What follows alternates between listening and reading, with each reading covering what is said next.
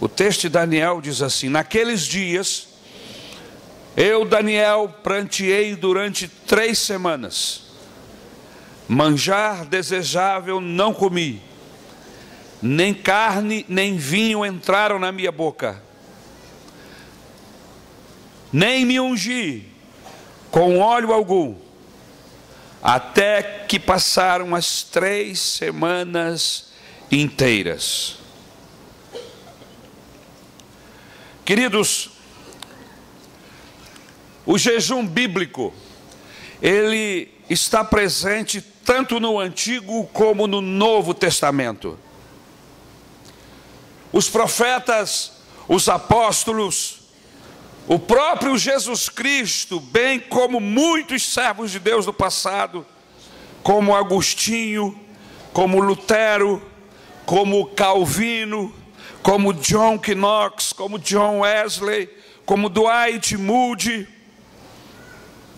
e outros mais, através de toda a história da igreja, praticaram o jejum.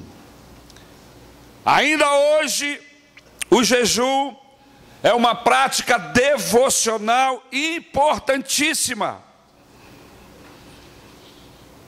Prática essa que está esquecida pela igreja do Senhor nos nossos dias. John Piper definiu o jejum como fome de Deus, e não apenas pelas bênçãos de Deus. Ao ver como nós não jejuamos, chegamos à conclusão, segundo essa frase, de que nós não estamos nem um pouquinho com fome de Deus, porque temos muitas dificuldades na prática do jejum. O jejum cristão, ele nasce exatamente das saudades de Deus. O jejum é um teste para conhecermos qual é o desejo que nos controla. Interessante. O que é que controla você? Quais são as suas vontades? E o que é que você mais dá liberdade para alimentar os seus desejos? Quando nós nos propomos a jejuar, nós começamos a perceber como nós estamos presos, atados a ritmos, a manias, a questões, a comida. Como nós estamos presos a hábitos, maus hábitos. E a gente só descobre isso quando a gente impõe um desejo, ou um processo, ou um ritmo diferente, como fez Daniel, diante de uma circunstância totalmente contrária. A promessa de Deus, uma das principais promessas de Deus, estava para ser cumpridas em relação ao povo de Israel. Deus os levou para o cativeiro e disse que durante 70 anos eles estariam lá. 68 anos haviam se passado. Faltam 2 anos para o grande cumprimento da promessa de Deus. O meu povo vai retornar para a sua terra, vai voltar para o seu lugar. Eu tenho um projeto com eles, não aqui na Babilônia, mas lá em Jerusalém, lá onde eu os coloquei. Mas não havia sequer a menor expectativa da volta para o povo, ou do povo, para com a sua terra, para com o seu lugar. Eles haviam prosperado, eles tinham negócios, eles haviam se casado e se dado em casamento, viviam uma vida normal, aparentemente pacífica, mas como escravos, dentro daquela nação. Deus os prosperou, mas não significava que agora é para eles mudarem a nacionalidade. Deus os prosperou, os abençoou, mas eles não deveriam jamais se esquecer de que aquele lugar não era deles, não era aquele lugar que Deus os tinha dado. Não. Paralelamente, a igreja do Senhor hoje está cômoda. Estamos acomodados com a prosperidade, com os casamentos, Estamos acomodados com os processos que temos alcançado neste mundo. Mas eu quero lembrar a você, pela voz, pela palavra de Deus, do Espírito Santo, que nós não somos desse mundo.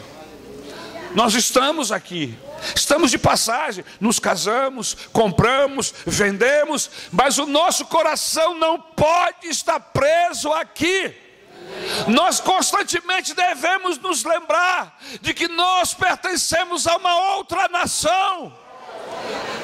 Nós somos de Deus, somos de Jesus, fomos comprados, lavados e remidos pelo preço do sangue vertido da cruz do Calvário. Nós não podemos nos vender àquilo que o mundo nos oferece em troca das promessas que Deus tem para a sua igreja.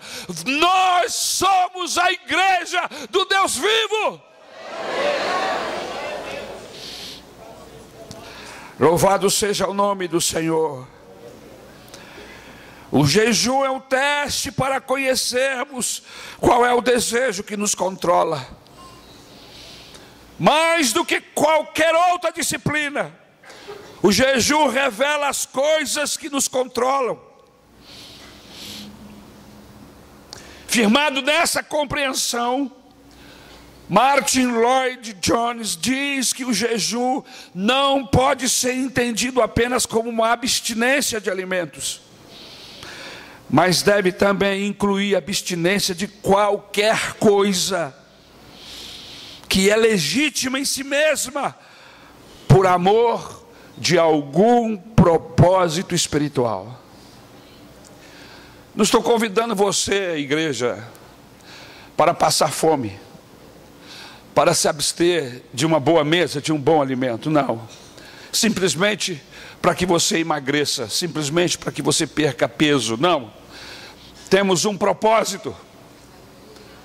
O propósito é mortificar a carne. O propósito é corrigir rotas. Precisamos corrigir a nossa rota. E quando nós corrigimos, quando nós jejuamos e clamamos a Deus, o Espírito Santo mexe aqui dentro na rota. Se estávamos desviando, se estávamos andando paralelo ao caminho, o Espírito Santo nos traz outra vez para o caminho. E é isso que a igreja, a nossa igreja de Caxias precisa. Os grandes movimentos desta igreja não deve ser nos cultos domingos pela manhã, mas deve ser às madrugadas, deve ser no decorrer do dia de joelho, deve ser de separação do pecado e de oração para com Deus. Esse deve ser o grande movimento dessa igreja.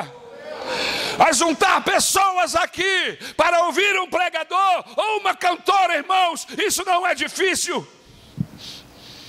Basta chamarmos alguém que esteja fazendo algum sucesso, vendendo algum CD ou alguns CDs a mais, e centenas de pessoas virão aqui. Eu não estou condenando isso. O que eu estou dizendo é que nós estamos substituindo o lugar da igreja por um outro processo.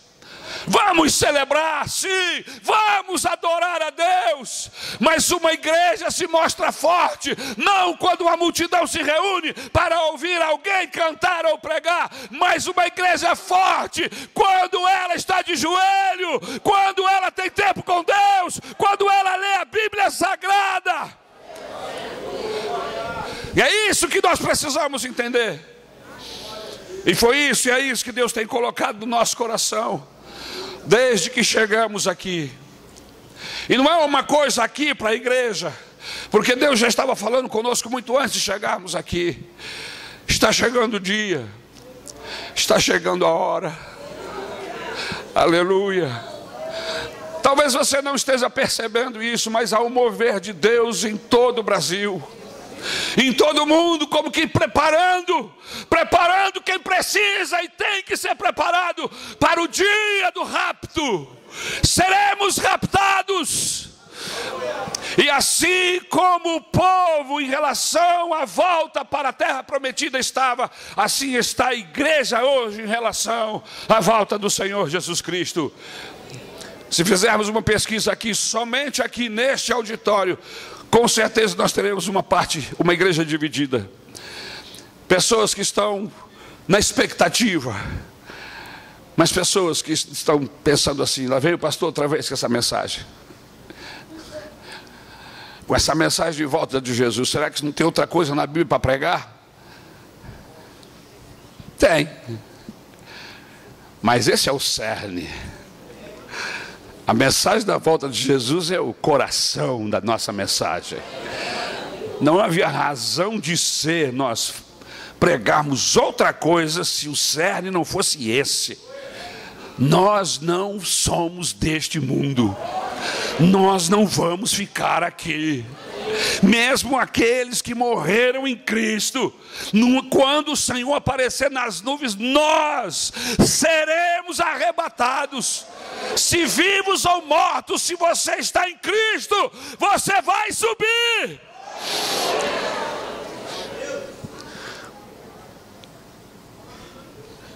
Mais de 400 anos antes do povo de Israel sair do Egito, José reuniu seus irmãos e disse: olha, o Senhor virá para nos tirar daqui do Egito, e quando vocês estiverem saindo daqui, não me esqueçam para trás. Leve os meus ossos deste lugar. Eu não quero que os meus ossos fiquem aqui. Leve os meus ossos com vocês. Irmãos, eu fico imaginando durante 40 anos um povo carregando um esquife cheio de ossos secos e velhos. E alguns perguntavam: mas a gente não aguenta mais, mas para quê e por que a gente tem que levar esses ossos? Os mais anciãos, os mais velhos disseram: não, o patriarca José nos disse que Deus ia nos tirar, e Ele nos tirou, e queria nos levar para um lugar onde Ele iria se manifestar para nós, e Ele nos recomendou que não deixássemos os seus ossos para trás.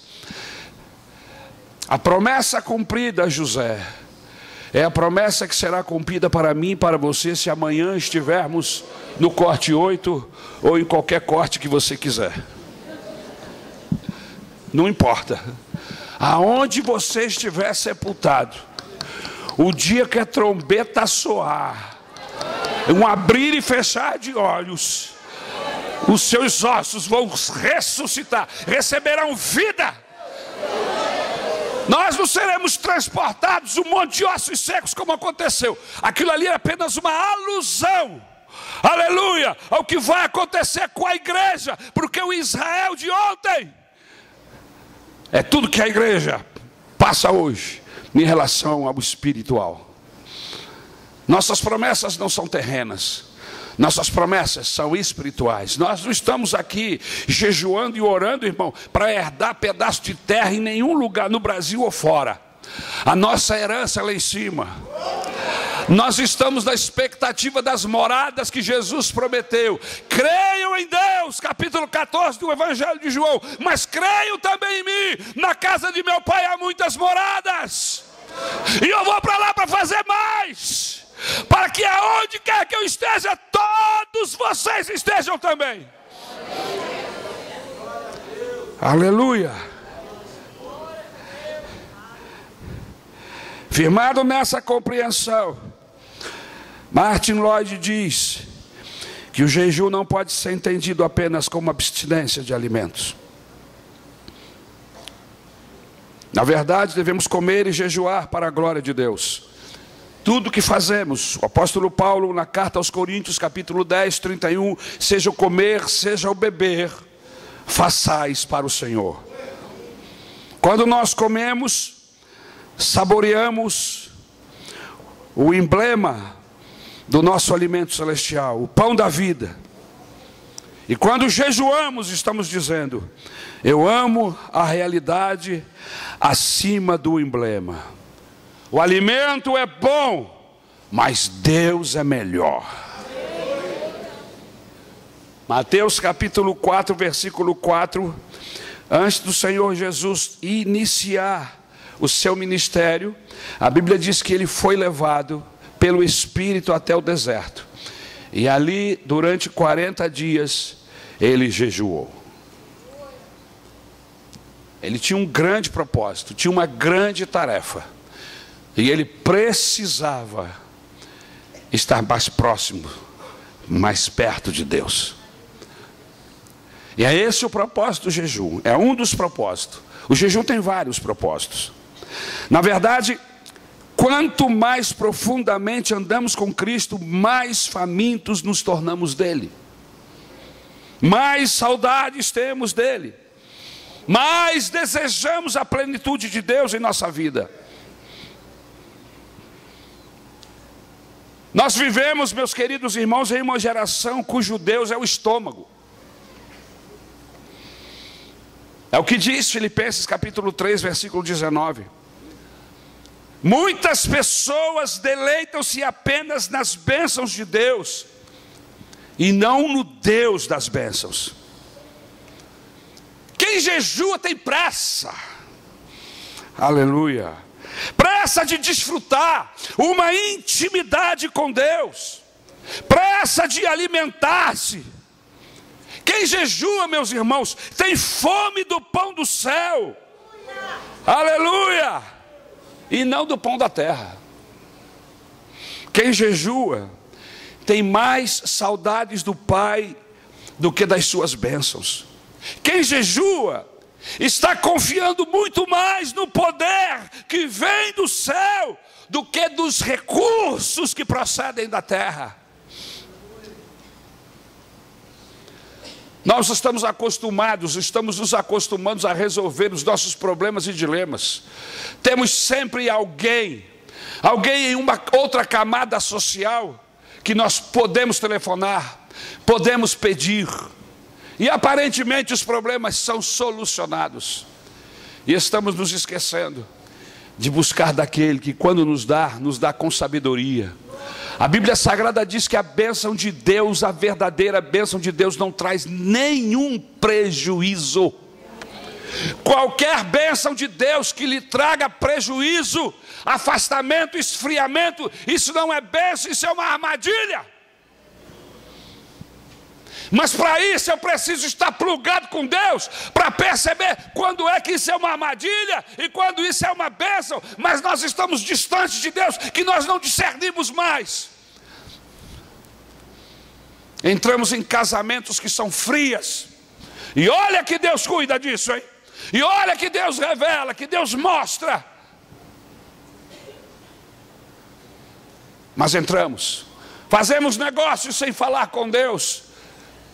Somos traídos, temos prejuízos, compramos e vendemos a revelia de falar com Deus. Mas pastor, eu tenho que falar tudo com Deus. É isso que Jesus falou. Sem mim, nada. Você sabe o que significa nada? O que é nada, pastor Antônio? Nada. Nem respirar, irmão, que é algo automático. Nós não podemos fazer sem a bênção do Senhor. Ficamos autônomos. E um dos grandes problemas lá do Éden foi a autonomia. Foi quando Adão e Eva quis se tornar autônomo, tomar decisões diferentes daquelas que Deus havia orientado. Foi que a desgraça veio sobre toda a humanidade. Igreja de Jesus, nós não podemos andar de maneira autônoma de Deus. Ele continua Senhor da igreja. Ele continua Pai de todos nós, aleluia. É dele que vem a vida, é dele que vem a cura, é dele que vem a libertação, é dele que vem tudo aquilo que nós precisamos. Pecamos quando agimos de maneira diferente. Precisamos retornar a Deus. Quem jejua tem fome do pão do céu e não do pão da terra. O propósito do jejum, irmão, não é obter favor de Deus ou mudar sua vontade. Não é um jejum para mudar a vontade de Deus. Eu jejuo para a vontade de Deus acontecer. Estávamos cantando louvor conduzido pela nossa irmã. E a frase do louvor dizia: oh, eis-me aqui, rendido estou. Que letra linda esse louvor. Eu gostaria que essa letra fosse verdade na minha e na sua vida. Você está rendido mesmo ao Senhor? Ou é uma canção de domingo pela manhã? Você sabe o que significa estar rendido aos pés do Senhor? Será que você entende o que significa isso? Nós cantamos e não procuramos saber os sinônimos e os significados das palavras que nós usamos para adorar a Deus. Por isso, outrora, no passado, Deus se levantou de maneira veemente contra o povo de Israel, por causa desse mesmo pecado, por causa dessa mesma desorientação. Cantavam e falavam em suas reuniões, em seus momentos de adoração, mas não passava de palavras, nada mais do que palavras. Irmãos, a igreja de Jesus não pode caminhar com palavras apenas, nós temos que ter atos. Os nossos atos têm que ser coerentes com aquilo que nós falamos. A nossa vida tem que refletir aquilo que cantamos, aquilo que pregamos. Rendido estou, como rendido estás? Se você continua desobediente aos pais, se você é insubmisso aos processos do casamento, tanto o homem quanto a mulher, porque esse negócio de submissão não é só para a mulher não, viu? É para homem também. A Bíblia diz que todos nós devemos ser submissos uns aos outros. Se nós não somos submissos a quem vemos, como seremos submissos a quem não vemos? Tratamos mal, chutamos. Tem gente, homem aqui dentro dessa igreja agora, eu sei disso porque Deus me fala ao coração, que chuta a esposa, que empurra a mulher, que a ofende, que a fere moralmente, psicologicamente, fisicamente, e depois vem cantar, rendido estou. Rendido a quem? Aqui, Senhor? A Deus? Não! Pode ser que seja o demônio.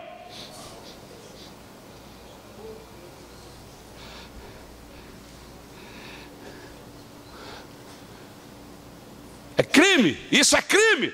Há muito tempo que isso é crime. É que a nossa legislação é torta, é errada, é maligna, mas há muito tempo que isso é crime, desde os tempos lá do Antigo Testamento.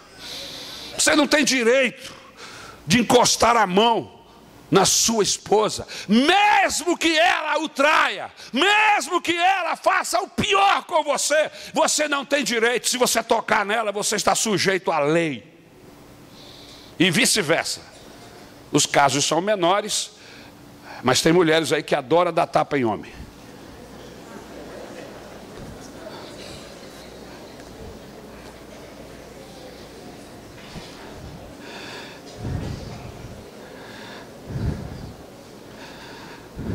Irmãos, nós não jejuamos para impressionar Deus. Nós não jejuamos para impressionar outras pessoas, como faziam os fariseus.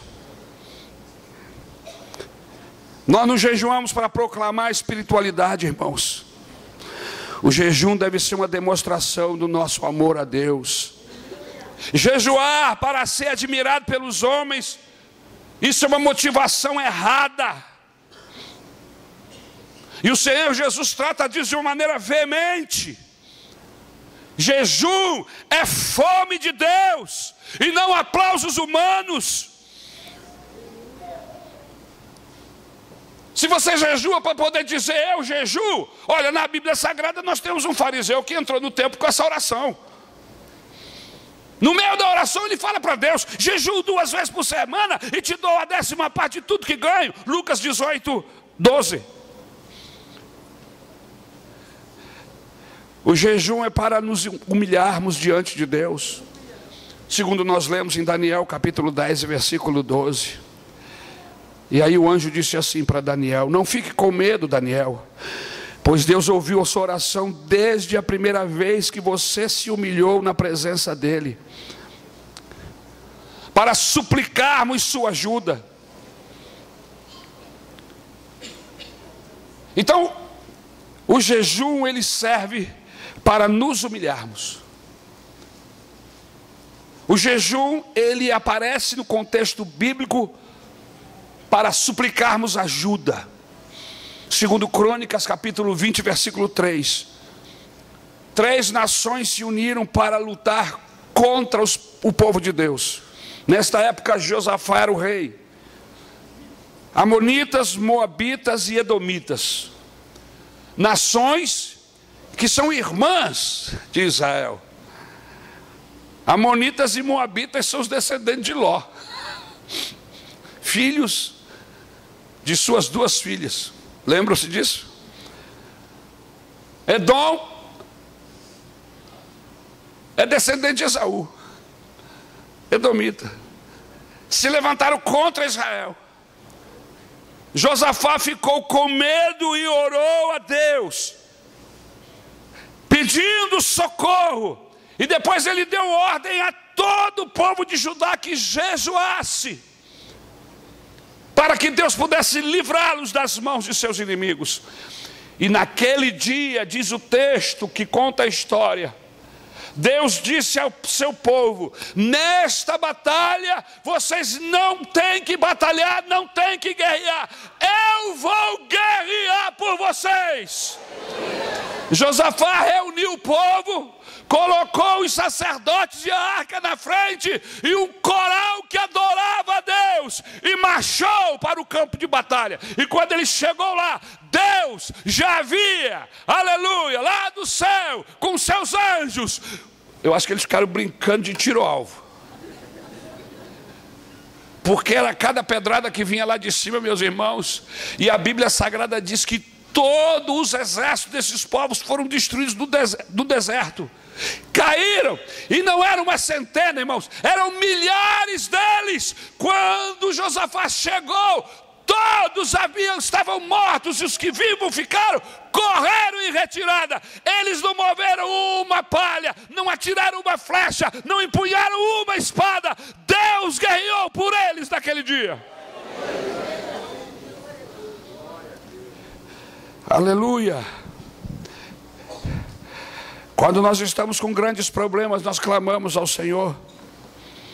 Capítulo 4, versículo 16 de Esther. Esther convoca a todos a orarem e a jejuarem por 7 dias.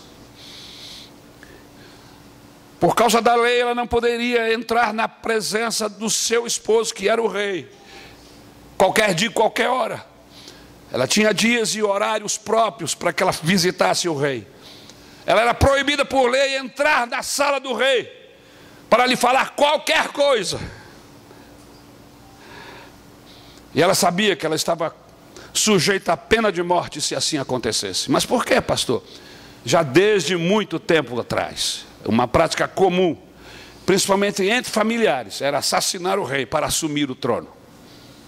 Então alguns reis mais inteligentes tomavam esse tipo de precaução.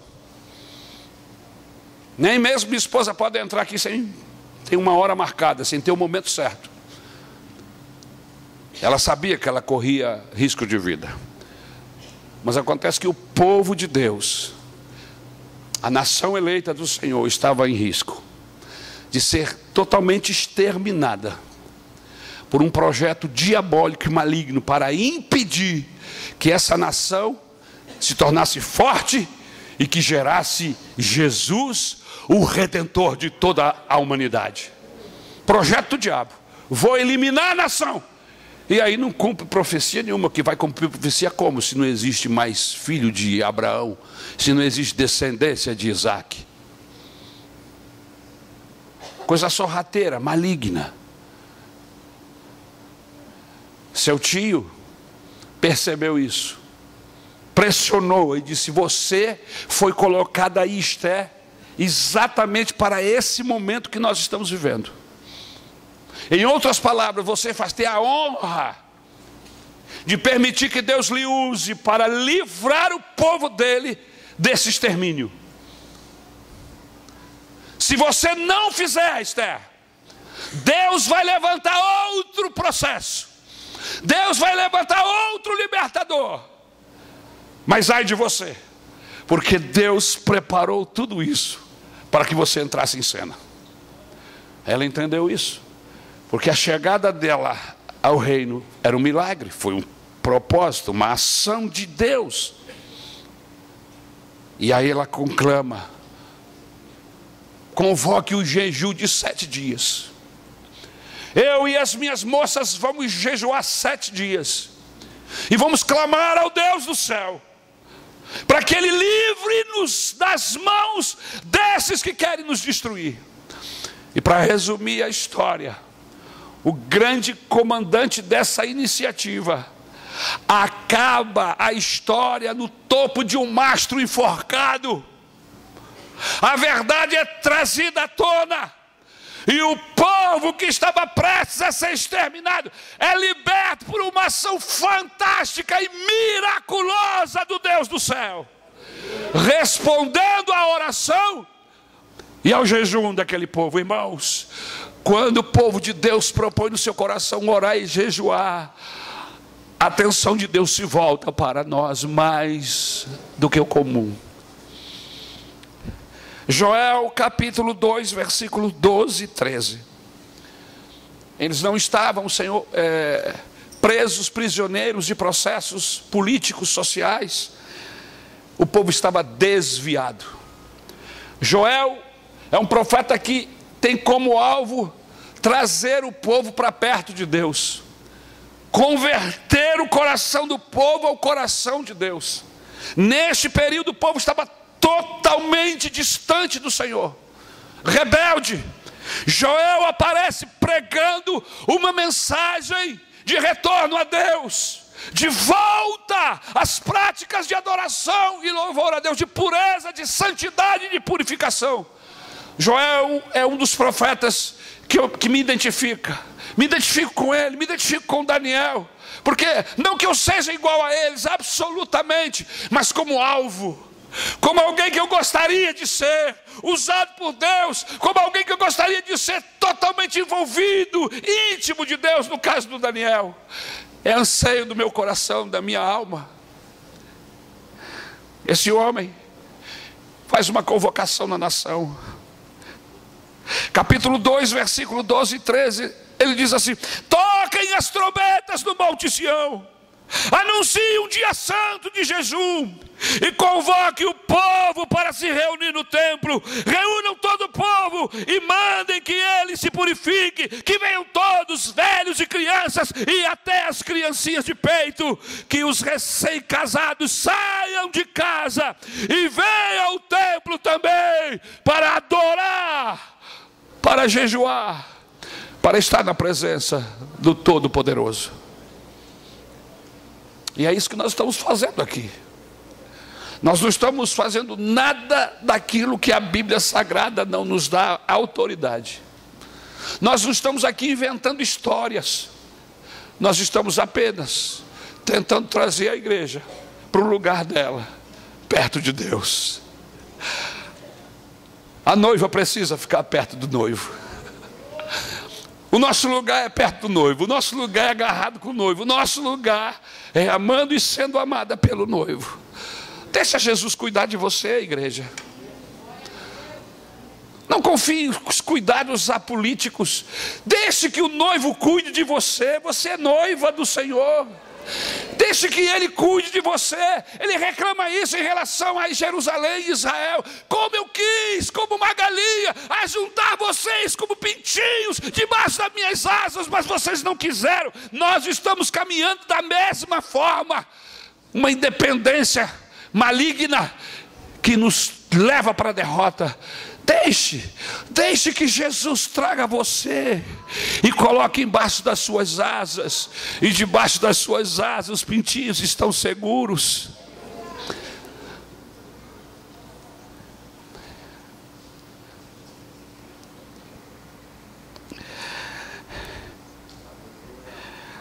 O jejum, meus queridos irmãos, é para reconhecermos nossa total dependência da proteção divina.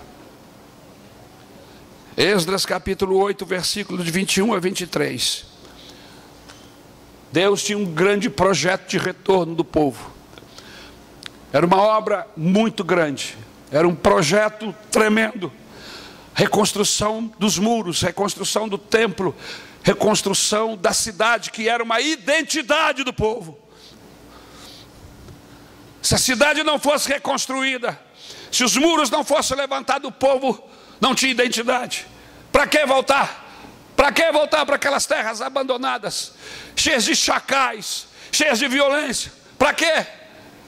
Mas quando os muros são erguidos, quando o templo é levantado, quando Jerusalém é novamente reedificada, todo o povo que estava distante foi tocado por Deus. Sua casa está esperando por você, está na hora de você voltar.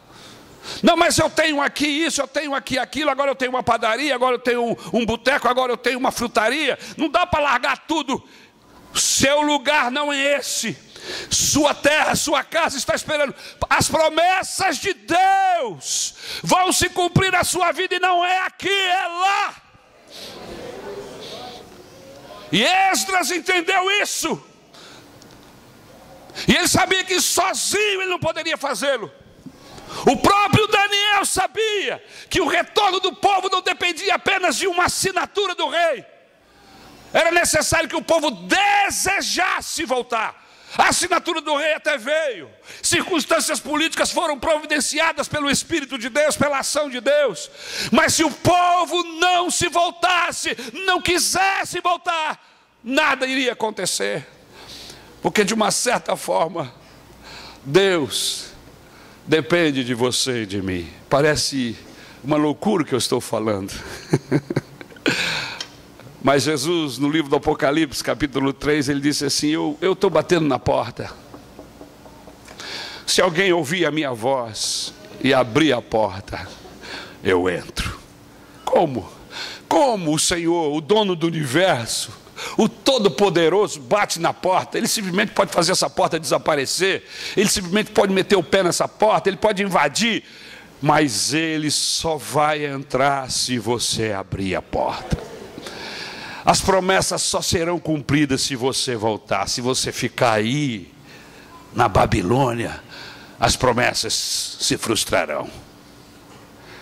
Esse homem sabia que se não houvesse uma ação do Espírito Santo para convencer-nos, para convencê-los, se não houver uma ação do Espírito Santo para convencer-nos, irmãos, tudo isso que está sendo feito não tem motivo, não tem razão de ser. É o Espírito Santo que nos convence do pecado, da justiça e do juízo. É o Espírito Santo que, enquanto nós estamos falando o que não falamos, ele está falando. E o interessante é que o Espírito Santo, se nós perguntarmos aqui a 15, 20, 30, 100 pessoas, qual é a mensagem, cada um vai ter um discernimento espiritual de acordo com a sua carência e com a sua dificuldade, porque é isso que o Espírito Santo faz. Ele aplica a palavra dele dentro do nosso diário, do nosso dia a dia, da nossa circunstância.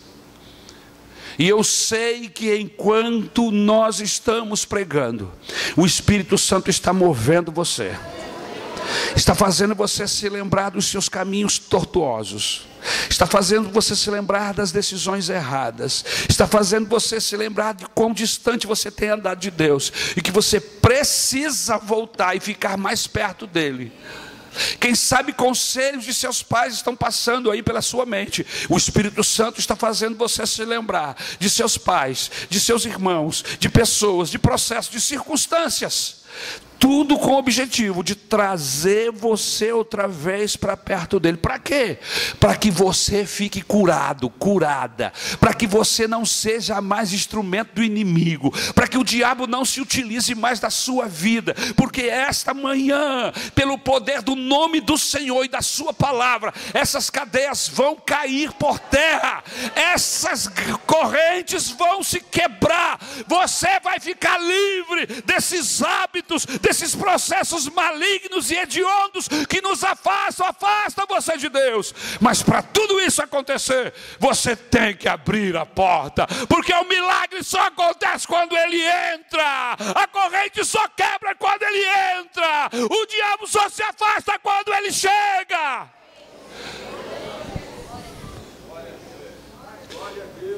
E o diabo é tão terrível, tão maligno, que ele se usa até mesmo de processos bíblicos, de reuniões, de conselhos de crente, de textos isolados da Bíblia para iludir, enganar. Ele tentou fazer isso com Jesus. E não pense você que se ele tentou fazer com Jesus, não vai fazer comigo, com você. Por isso que você precisa estar atado, preso à palavra. Por isso que você não pode desplugar de Deus um minuto. Porque o diabo, vosso adversário, assim como o leão, ele brama todo o tempo tentando atacar, destruir você. E você precisa estar plugado com Deus. Você precisa estar ligado com o Senhor. Deus tem realizado grandes intervenções na história, através da oração e do jejum do seu povo. Quando ele deu a lei para o seu povo, Moisés dedicou 40 dias à oração e ao jejum, lá no Monte Sinai. Um dos poucos homens, para não dizer um dos únicos homens, pouquíssimos homens tiveram essa experiência fantástica. Lá no Antigo Testamento, Moisés, tido até nos dias de hoje em Israel como grande legislador. Depois o outro homem respeitado em Israel até nos dias de hoje é o profeta Elias. Até nos dias de hoje. No Novo Testamento nós temos 3 homens que alcançaram sentir um pouco daquilo que Moisés sentiu quando estava na presença de Deus. E só sentiram porque andavam pertinho de Jesus. Jesus tinha 12 discípulos. Desses 12, 3 estavam muito perto: Pedro, Tiago e João. Eles não andavam só no barquinho, não. Eles andavam perto dele em todo lugar. E o texto bíblico diz que em uma dessas vezes ele subiu ao monte Tabor, se não me falha a memória. Monte da declaração, do esclarecimento. Jesus revelou-se quem ele era. Revelou a eles quem ele era, de onde ele tinha vindo. Desfigurou-se. Sua glória encheu aquele lugar. E naquele momento, 2 personagens do Antigo Testamento aparecem naquela visão sobre aquele monte. Vocês se lembram de quem eram? Hã? Moisés e Elias. Parece que eles já eram bem conhecidos, porque eles não se apresentam. Jesus se afasta e conversa com eles. Pedro, Tiago e João no barquinho? Não, em cima do monte. Vendo tudo aquilo, apavorados com a manifestação. Um dos discípulos disse, Jesus disse: tá bom, já está na hora de descer. Não comente com ninguém que vocês acabaram de ver. Um deles disse: descer para quê? Vamos ficar aqui. Vamos construir 3 tendas. Uma para ti, uma para Moisés, outra para Elias. Eles nem estavam se preocupando com eles mesmos, irmãos. A gente pode ficar ao relento, a gente não quer sair daqui, porque aqui a glória se manifestou. Aqui a presença de Deus nos encheu, nos supriu. Descer para quê? Voltar lá para baixo para quê? Sabe, irmãos, nós não experimentamos uma 10ª parte daquilo que Deus quer mostrar para nós. Por isso nós ficamos colocando na balança divina desejos desse mundo, atrações da Babilônia. Colocamos na balança aquilo que nós conhecemos e esquecemos daquilo que nós não conhecemos. As revelações de Deus, as manifestações, quando Ele se manifesta, irmão, de uma maneira como Ele se mostra na Bíblia Sagrada, e como testemunhos que nós temos visto, até a fome, até a sede vai embora. O texto bíblico diz que até a tristeza, a desgraçada da tristeza, na presença do Senhor, ela salta de alegria. Que Deus é esse? É o dono do universo. Mas não é só porque Ele é dono, Ele é não. A presença dEle traz satisfação. A presença dEle traz cura para a alma, traz cura para o emocional.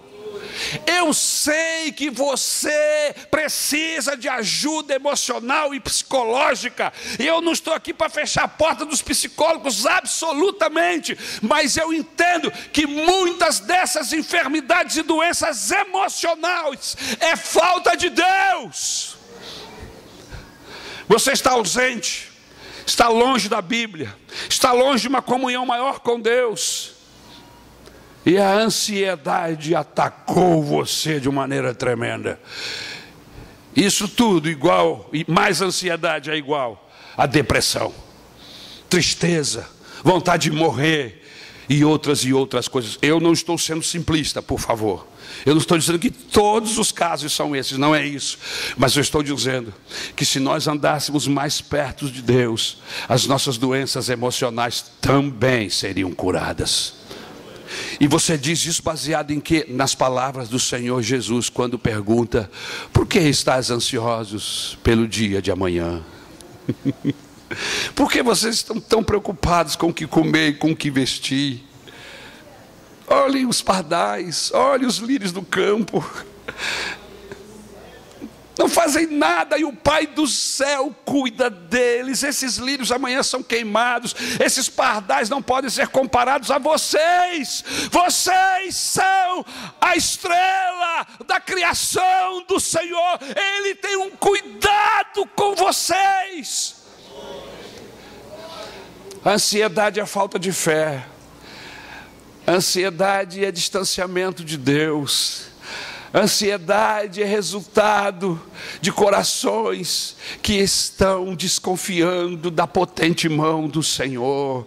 Volta para perto dele, confia nele. Você vai ver que ele não mudou, que ele continua o mesmo. Confia o teu caminho a ele, entrega o teu caminho ao Senhor, confia nele, e o mais ele fará. Buscai em primeiro lugar o reino de Deus, e as demais coisas, aleluia, são demais coisas.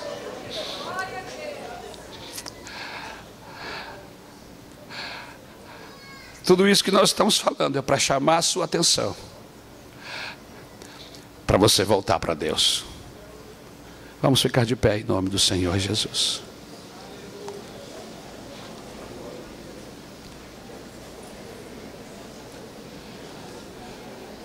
Pastor Anselmo, ora por essa irmã que está aí atrás de você, Jô.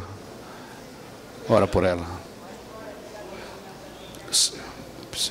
Ora por ela, que ela está passando mal. Fique do jeito que você está, filha. Não precisa se levantar, não. Fique aí. Pastor Sérgio, Pastor Antônio, vai ali e ore por aquela irmã que está passando mal. Fique sentadinha. Fique sentadinha. Aleluia. Tem alguém aí do seu lado que está precisando de oração? Quantos aqui ouviram essa mensagem e entendem que precisam voltar para Deus? Eu queria que você que olhou esse irmão, mesmo que você tenha levantado a mão, eu queria que você orasse com ele agora, orasse comigo agora. Senhor, nós ouvimos a tua palavra e entendemos que nós precisamos nos voltar para ti. Precisamos clamar o teu nome, precisamos orar e jejuar. Eu não sei quais são as dificuldades que você está enfrentando no seu casamento, o seu marido, a sua esposa, os seus filhos. Tudo isso nos rouba a paz, nos tira o equilíbrio, nos leva a ficarmos temerosos e ansiosos. Mas calma, fica perto de Deus. A primeira coisa que Deus vai fazer é te dar paz. A paz que ela é maravilhosa. Ele vai encher o seu coração de paz, de tranquilidade. Fale com Deus agora.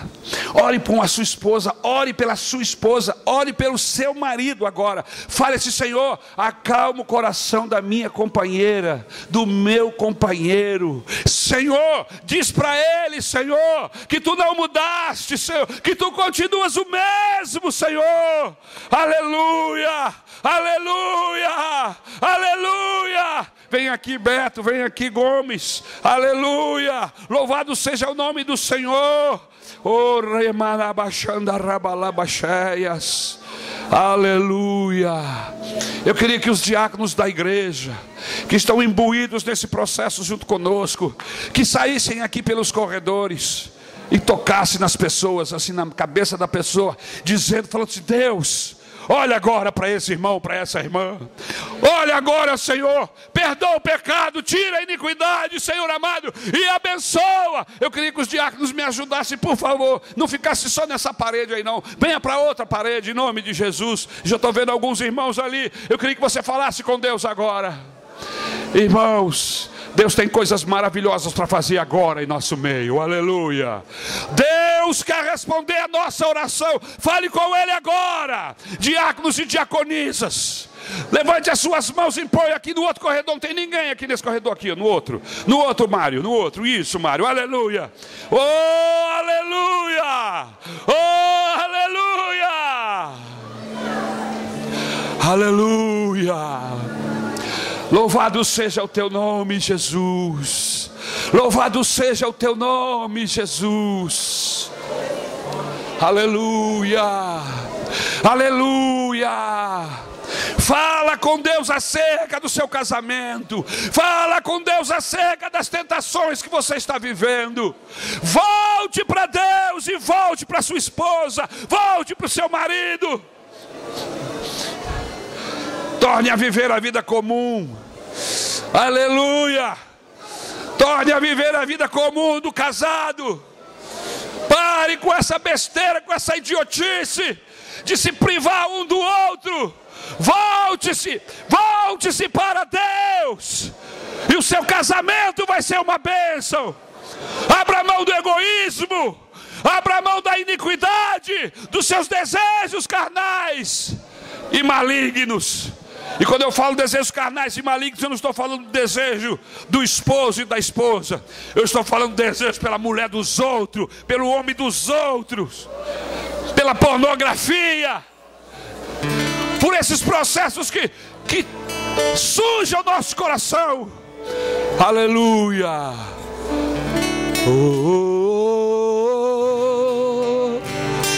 Eis-me aqui, rendido estou.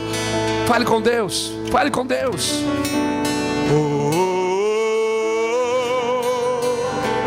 Eu sou teu e tu és meu. Diga isso para Deus.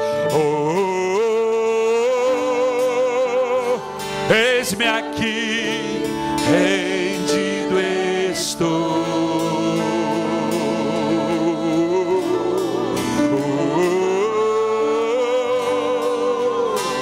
Eu sou teu e tu és meu.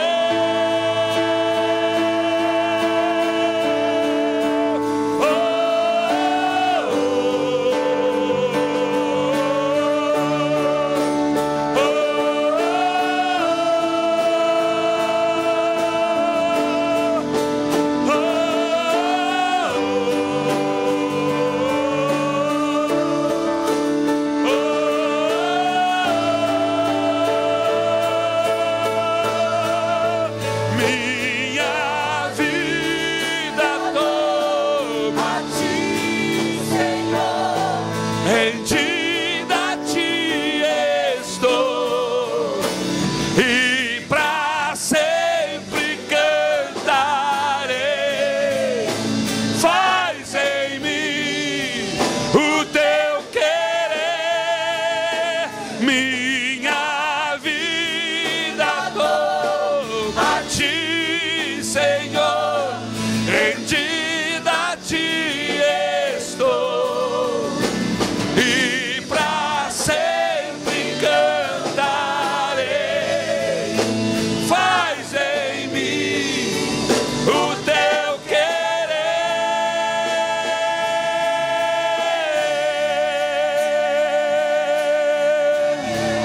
Aleluia!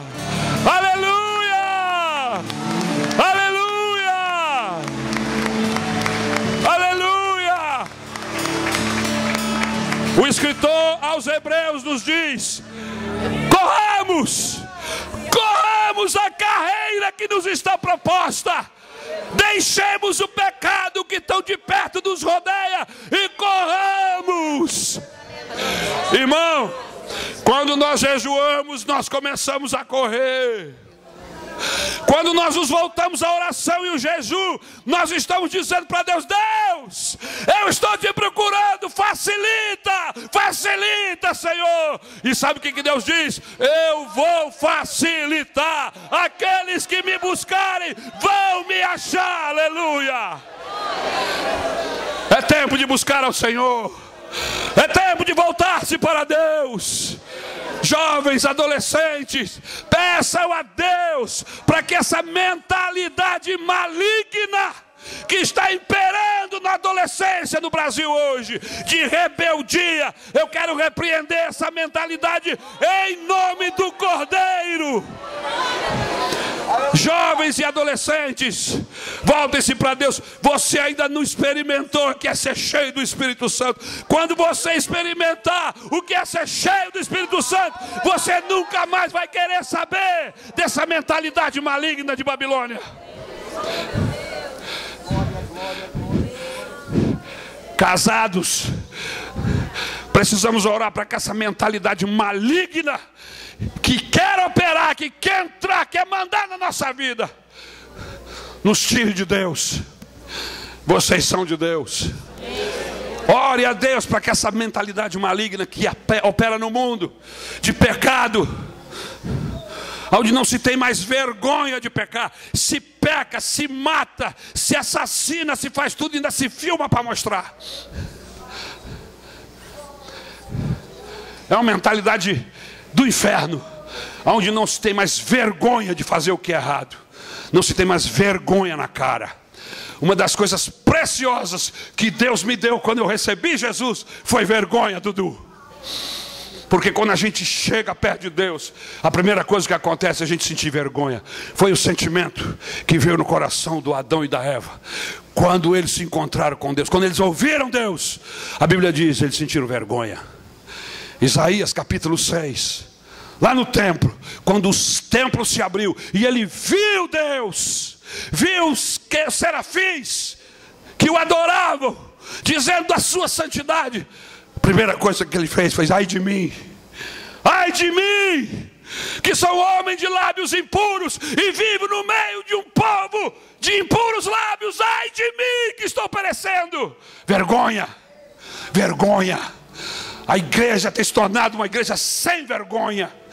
Me desculpe, eu não estou aqui para brigar com você, mas você está me entendendo? Não temos mais vergonha de pecar. Pecamos como é que fala, irmãos? Descaradamente. Descaradamente. E depois vamos para cá tocar ceia. Tem gente com problemas espirituais sérios aqui, que só não está possesso por uma misericórdia de Deus, mas está assim para ser possesso. Não pode entrar no culto que dá sono. Isso é diabólico, você sabia? Vem para o culto e fica dormindo aí, balançando cabeça. E esse sono é maligno. Você está perto de ficar possesso pelo espírito maligno. Deixa o pecado, deixa a iniquidade enquanto você pode. Quebra essas cadeias, em nome de Jesus. Não fique em cima do muro, porque em cima do muro você está exposto. Pula para o lado de Deus. Aleluia. Aleluia. Obrigado, Jesus, pela tua palavra. Nos ajuda, Senhor amado, em nome de Jesus. Meu Deus, tem misericórdia de mim, Senhor. Tem compaixão da minha vida, Senhor, porque também eu sou pecador, Jesus. Tu conhece meu dia a dia, Tu sabe da minha vida, Senhor. Tem compaixão da minha vida, Salvador. Limpa os meus lábios, queima os meus lábios com brasa do Teu altar.